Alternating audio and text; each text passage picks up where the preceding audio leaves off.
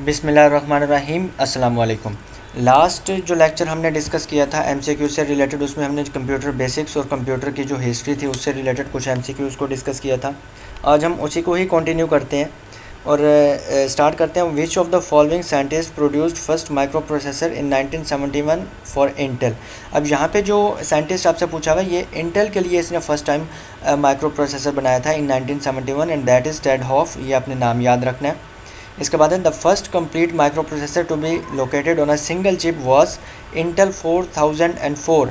UNIVAC 1 जो था ये बाद में आया था। इसी तरह ये जो एथलॉन था ये भी इसके बाद आया था। इसकी जो हमने डेट्स थी और जो इनके सन थे वो हमने हिस्ट्री के अंदर डिस्कस किए हुए हैं, हिस्ट्री वाले चैप्टर्स के अंदर।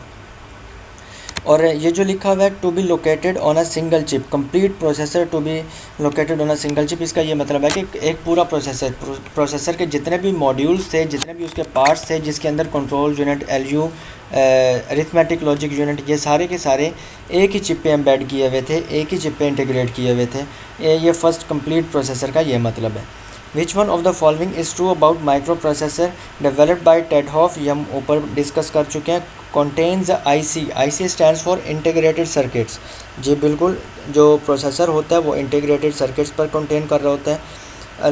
Less than 1 square inch in size, जो स्टार्ट के अंदर प्रोसेसर्स बने थे उनका साइज़ जो था वो 1 स्क्वायर इंच से कम था। तो इसका मतलब है कि D is the correct option. The computer that mark the beginning of the commercial computer age was called.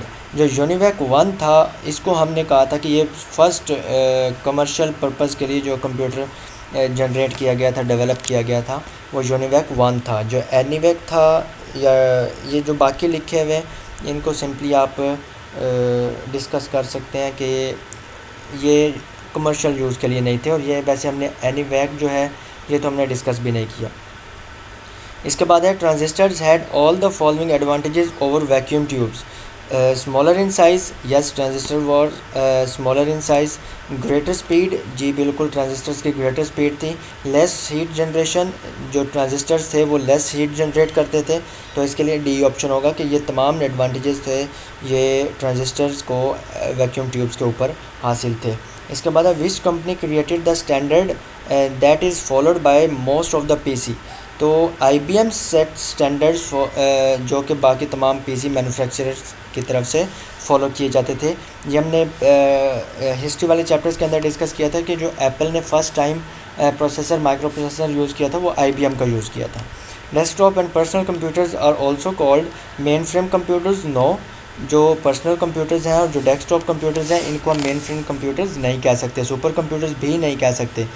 So C is the correct option, micro computers, क्योंकि B और C जो हैं B हम नहीं कह सकते, तो C is the correct option.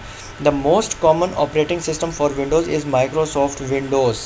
इसके बाद है all of the following are considered to be personal computers PCs except. Desktop computer को आप पर्सनल कंप्यूटर कह सकते हैं, लैपटॉप को भी कह सकते हैं, पॉकेट कंप्यूटर को भी कह सकते हैं। मेन फ्रेम कंप्यूटर को आप पर्सनल कंप्यूटर का हिस्सा नहीं बना सकते। So D is the correct option. इसके बाद which one of the following is not a portable computer. Main frame computer is not a portable computer. Palm top, laptop और A एंड C ये भी नहीं हो सकता। पाम टॉप और laptop जो है ये पॉकेट पोर्टेबल कंप्यूटर्स हो सकते हैं। सो A is the correct option. Which is not the computer classification. Main frame computers, mini computers, laptop computers, maxi computers. हमने कहीं पे भी मैक्सी कंप्यूटर्स की कोई टर्म नहीं डिस्कस की। So this is the right option. Which of the following computer is most powerful. Super computer is the most powerful. और ये हमारा जनरल नॉलेज ही है कि super computer is the fastest computer in the world. Which computer has combined features of digital and analog computers. Hybrid computers. Hybrid computers को अगर हम define करें तो उसमें यही उसकी डेफिनेशन के अंदर आता है कि इसके अंदर डिजिटल और एनालॉग कंप्यूटर्स दोनों इन्वॉल्व होते हैं। Expensive room sized machines use for large computing jobs are known as main frame computers. के जो कुछ एक्सपेंसिव होती हैं उनका साइज़ बड़ा होता है और जो लार्ज पर्पस कंप्यूटिंग जॉब्स के लिए यूज़ की जाती हैं उनको हम मेन फ्रेम कंप्यूटर्स कहते हैं। और अगर यहाँ पे आपको ऑप्शन गिवन होता है सुपर कंप्यूटर्स का, तो फिर हम यहाँ से सुपर कंप्यूटर्स को ही चेक करते, क्योंकि जो इस किस्म के टेस्ट होते हैं उनके अंदर हमें मोस्ट जो अप्रोप्रिएट आंसर होता है वो सिलेक्ट करना होता है। तो इन ऑप्शंस में से जो मोस्ट अप्रोप्रिएट आंसर है वो मेन फ्रेम कंप्यूटर्स का है। A terminal consist of keyboard, mouse, printer, keyboard and monitor, mouse and monitor, system unit and IO devices.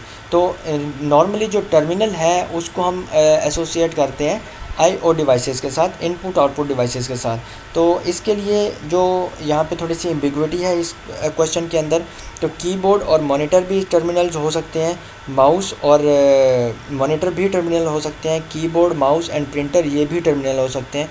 तो इसको आपने वैसे ही अपना कॉन्सेप्ट क्लियर रखना है। तो इसके लिए ये ऑप्शन आपने इसको करेक्ट नहीं समझना।